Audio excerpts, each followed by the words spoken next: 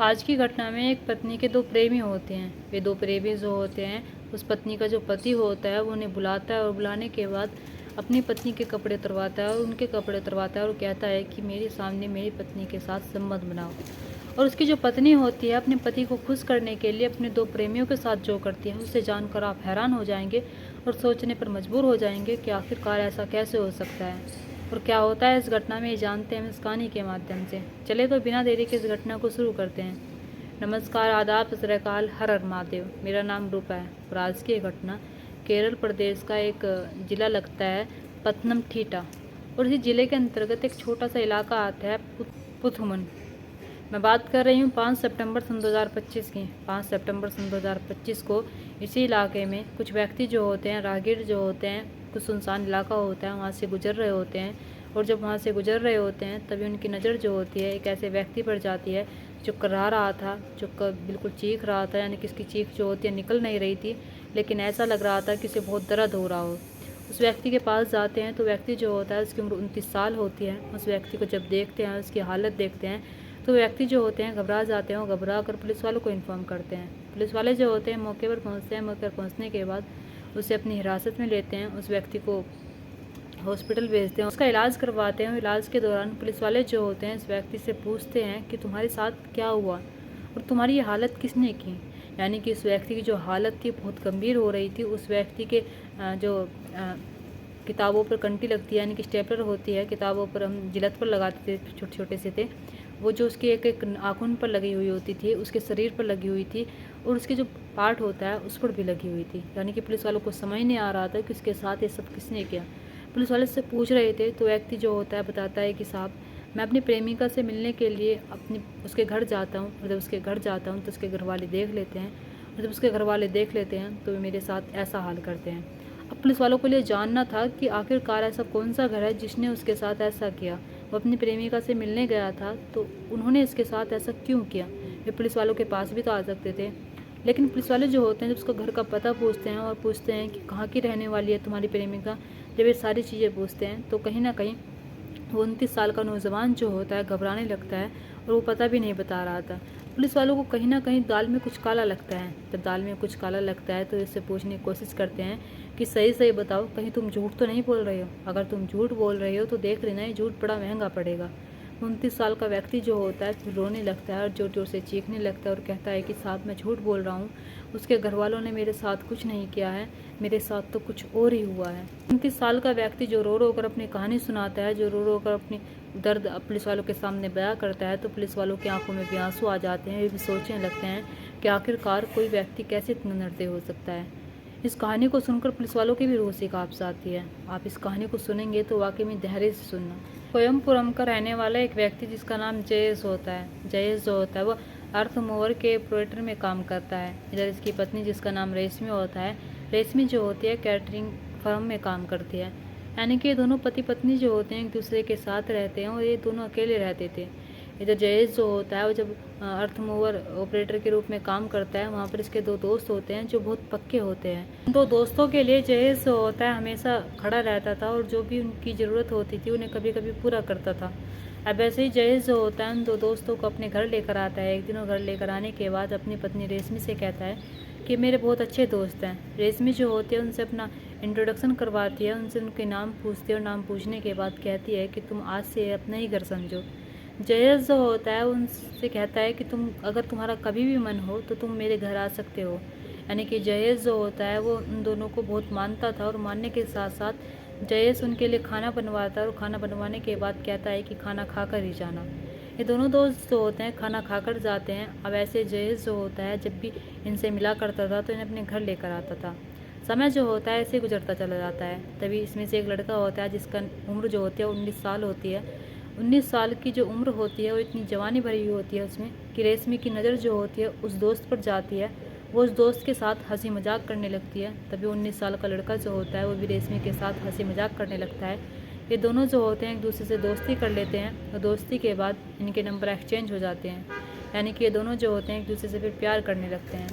अब रेशमी जो होती है जब उसका पति घर पर नहीं होता था तब वो 19 साल के लड़के को बुलाती थी, यानी कि उसके दोस्त को बुलाती और बुलाने के बाद उसके साथ शारीरिक संबंध बनाती थी, उसके साथ अपना वक्त गुजारती थी।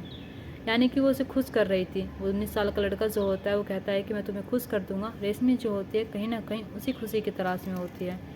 अब रेशमी जो होती है उस 19 साल के लड़के से कहती है कि जयेश को इसके बारे में कुछ नहीं पता लगना चाहिए, उसे कानों कान तक भनक नहीं होनी चाहिए। 19 साल का लड़का जो होता है उसका दोस्त वो कहता है कि कुछ भनक नहीं होगी, हम दोनों एक दूसरे से प्यार करते हैं, एक दूसरे के साथ रहेंगे। अब ऐसे ही सब कुछ चल रहा था, तभी उसका दूसरा दोस्त जो होता है जिसकी उम्र 29 साल होती है, रेशमी जो होती है उस पर अभी अपनी निगाह गड़ा लेती है और निगाह गड़ाने के बाद उससे भी बात करने लगती है। उससे बात करते करते उसका भी नंबर ले लेती है। यानी कि ये दोनों जो होते हैं इन दोनों में भी दोस्ती हो जाती है और जब दोस्ती हो जाती है तो इन दोनों को प्यार हो जाता है। यानी कि रेशमी जो होती है अब 29 साल का लड़का जो होता है जयेश का दोस्त, उसे भी अपने घर पर बुलाने लगती है और उसके साथ भी संबंध बनाने लगती है, उसके साथ भी वक्त गुजारने लगती है। यानी कि रेशमी जो होती है वो अपने पति के साथ भी रही थी और अपने पति के साथ साथ अपने दो प्रेमी बना लेती है जो जयेश के दोस्त होते हैं। उन दो प्रेमियों को वो अपने घर तब बुलाती थी जब जब उसका मन करता था। कभी 19 साल के लड़के को बुलाती थी, कभी 29 साल के लड़के को बुलाती थी। अब सब कुछ सही चल रहा था। जब सब कुछ सही चल रहा था तभी एक दिन पति जो होता है वो पत्नी के फ़ोन में व्हाट्सअप चलाता है। जब व्हाट्सअप देखता है तो व्हाट्सअप में अपने दो दोस्तों की चैट देख लेता है। जैसे वो अपने दो दोस्तों की चैट देखता है और वो चैट जो होती है बहुत ही बेकार होती है, गंदी होती है, तो अपनी पत्नी को धमकाता है। पत्नी जो होती है वो रोती है, बिलखती है और कहती है कि मुझे माफ़ कर दो, मुझसे गलती हो गई, बस लास्ट बार माफ़ कर दो, आज के बाद मैं ऐसा नहीं करूँगी और अगर चाहो तो तुम उन्हें कभी घर पर मत लेकर आना, मैं उनके नंबर भी ब्लॉक कर दूँगी। रोती है, बिलखती है, तो कहीं ना कहीं जयेश जो होता है टूट जाता है और अपनी पत्नी को माफ़ कर देता है। पत्नी जयेश को फिर से धोखा देने वाली थी, जिस चीज़ की जयेश को भनक नहीं होती है। अब ऐसे कुछ दिन तक पत्नी रेशमी जो होती है उससे बात नहीं करती है, दोनों प्रेमियों से अपनी। लेकिन पति की जहाँ नज़र हटती है, पति जब जाने लगता है, कुछ दिन गुजरते हैं तो जयेश के दो दोस्त जो होते हैं उनसे फिर से रेशमी की बात शुरू हो जाती है। ये दोनों जो होते हैं फिर से रेशमी से बात करने लगते हैं। अब रेशमी फिर से अपने घर बुलाने लगती है, फिर से इन दोनों के साथ शारीरिक संबंध बनाने लगते हैं। इधर पति जो होता है जिसे लगता है कि इसकी पत्नी अब ऐसा नहीं करेगी, लेकिन पत्नी जो होती है वो फिर से ऐसे ही करने लगती है।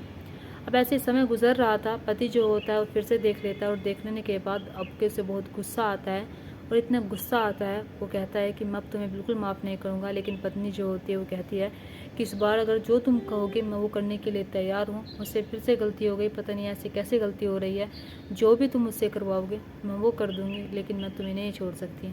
जयेश जो होता है वो कहता है कि ठीक है, तुम फ़ोन करके अपने प्रेमी को बुलाओ और प्रेमी को बुलाने के बाद हम तीनों एक साथ बैठ कर बात करेंगे।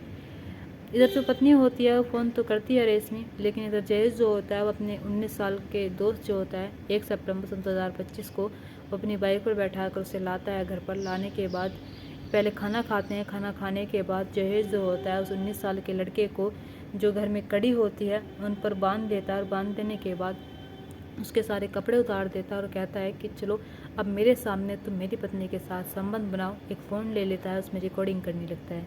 19 साल का लड़का जिसे पता ही नहीं होता है कि उसके साथ ये सब कुछ होने वाला था, वो कहने लगता है कि मुझे माफ़ कर दो, मुझे जाने दो, मैंने कुछ नहीं किया, जितनी गलती मेरी है उतनी तुम्हारी पत्नी की भी है। लेकिन जयेश जो होता है वो कहता है कि नहीं, मैं देखना चाहता हूँ कि तुम मेरे साथ यानी कि मेरे सामने कैसे संबंध बनाते हो, तुम इससे संबंध बनाओ, मैं तो तुम्हें खुद कह रहा हूँ। लेकिन 19 साल का लड़का जो होता है बहुत घबराया हुआ था। इधर पत्नी का जो पति होता है वो बहुत मारता है, पीटता है। पत्नी जो होती है पहले तो इस चीज़ के ना करती है कि मैं ऐसा नहीं करूँगी, लेकिन पति जो होता है वो कहता है कि देख लो, अगर तुम्हें मेरे साथ रहना है और अगर तुम चाहती हो कि उन्हें सज़ा मिलनी चाहिए तो तुम्हें मेरे साथ होना ही होगा। पत्नी जो होती है वो मान जाती है और मान जाने के बाद ये पति पत्नी जो होते हैं दोनों मिलकर रेशमी जो होती है अपने प्रेमी की पिटाई करती है और ये अपने दोस्त की पिटाई करते हैं। ये दोनों उसकी मारपीट करने के बाद अब जब उसके सारे भी चोट लग जाती है तब कहीं जाकर उसका पर्स निकाल लेते हैं और पर्स निकालने के बाद उसमें 20,000 रुपये रखे हुए होते हैं। 20,000 रुपये को वो निकालता है और कहता है कि जाओ अब तुम। इधर जो उसका दोस्त जो होता है 19 साल का वो कहता है कि भैया मैं कैसे जाऊँगा, मेरे पास नहीं तो किराए के पैसे हैं, तुमने तो मेरे सारे पैसे निकाल लिए। तभी जयेश जो होता है उस 19,000 खुद रख लेता है और उसे 1,000 रुपये लौटा देता है और कहता है कि अगर तुमने ये बात किसी को बताई तो देख लेना अंजाम अच्छा नहीं होगा और अंजाम इतना बुरा होगा कि तुम कहीं भी मुँह दिखाने लायक नहीं रहोगे। और वो 19 साल का लड़का जो होता है वो मान जाता है और वो किसी को कुछ नहीं बताता है, वो अपने घर चला जाता है। अगर घर वालों ने उससे पूछा भी होगा तो पता ही नहीं उसने क्या बहाना बनाया होगा। अब ऐसे ही जयेश जो होता है रेशमी से कहता है कि तुम अब दूसरे प्रेमी को साथ ऐसा करोगी। रेशमी जो होती है पहले तो नाट मटोल करती है, लेकिन वो अपने पति की बात मानने के लिए, अपने पति को खुश करने के लिए वो उसकी बात में आ जाती है। और बातों में आ जाने के बाद वो दिन भी आ जाता है 4 सितंबर सन 2025 को, जब इसका दोस्त इसके घर आता है और जैसे वो घर के अंदर प्रवेश करता है तो जयेश जो होता है उसके मुंह पर पेपर स्प्रे मारता है, और जब पेपर स्प्रे मारता है तो बेहोश हो जाता है। इधर ये उसके साथ भी ऐसा ही करता है, उसे भी ऐसे ही बांधता है। और बांधने के बाद इसके हाथ पैर, इधर जो उसका पत्नी होती है उससे कहता है कि मारो उसे। पहले उसके सारे कपड़े उतारते हैं, कपड़े उतारने के बाद उसके साथ भी वही सब कुछ करता है 29 साल के दोस्त के साथ कि ठीक है मेरे सामने मेरी पत्नी के साथ संबंध बनाओ, और फ़ोन में रिकॉर्डिंग चला लेता है। 29 साल का दोस्त समझ नहीं रहा था, उसे समझ नहीं आ रहा था कि आखिरकार ये सब कुछ कैसे हो रहा है, उसकी प्रेमिका उसके साथ क्या कर रही है और जयेश उसके साथ क्या कर रहा है। जयेश जो होता है वो जब इससे सारी बातें कहता है, 29 साल का दोस्त भी ऐसे ही घबरा रहा था। लेकिन ये दोनों जो होते हैं उसे मारते हैं, पीटते हैं, और अपनी पत्नी से फिर से कहता है कि तुम एक लोहे की रोड उठा कर लेकर आओ और उसे मारो जितना मार सकती हो। पत्नी जो होती है लोहे की रोड उठा कर लेकर आती है। उठा कर लेकर आने के बाद अपने 29 साल के प्रेमी को मारने लगती है उस रोड से, और मारते मारते उसका मन इससे भी नहीं बढ़ता है। तो पत्नी जो होती है एक अंदर से स्टेपलर लेकर आती है, जो किताबों पर लगाई जाती है, फिर डॉक्यूमेंट्स पर लगाई जाती है, स्टेपलर की जाती है, कंटी लगाई जाती है। तो पत्नी जो होती है उसके नाखून उखाड़ती है, उसके नाखूनों में लगाती है, उसके शरीर के अलग अलग जगह को बीन देती है, उसका जो पार्ट तक होता है उस पर भी वो कंटी लगा देती है। इधर जो वो चीख रहा था, चिल्ला रहा था, लेकिन ये दोनों जो होते हैं उसकी आवाज़ें बाहर तक जाने ही नहीं देते हैं। पति जो होता है वो फिर कहता है कि अपने दोस्त से कि अगर तुमने ये सब कुछ किसी को बताया तो देख लेना अंजाम अच्छा नहीं होगा।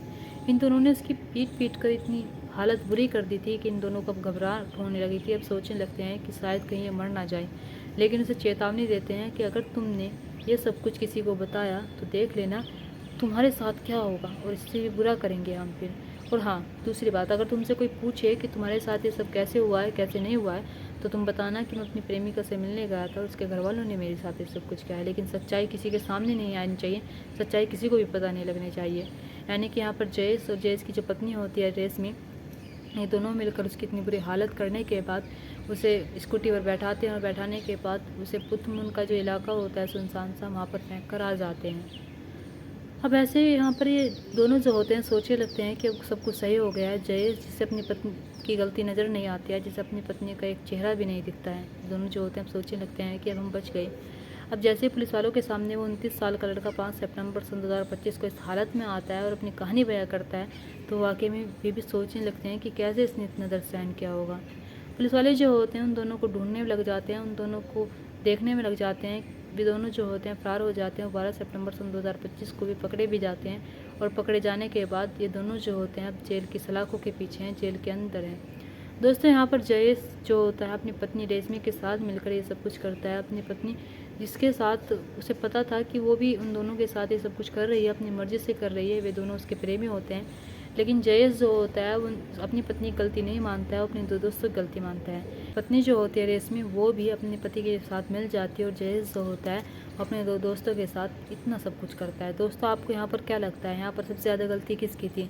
रेशमी की, जो उन्हें घर बुलाती थी, या फिर उन दो दोस्तों की जो उसके घर आते थे, या फिर पति की जिसने अपनी पत्नी की नज़र गलती को अंदाज किया, और इधर जो इसके दो दोस्त होते हैं उन्हें सज़ा दी? दोस्तों, आप इस घटना पर क्या कहना चाहेंगे? आप अपनी राय कमेंट बॉक्स में कमेंट करके जरूर बताना। दोस्तों, इस घटना और कहानी को सुनाने का मकसद मेरा आपका दिल दुखाना नहीं था, आपको परेशान करना नहीं था, आपको घटना के बारे में बताना था, आपको सचेत करना था। आप अपने परिवार के साथ खुश रहिए। नमस्कार।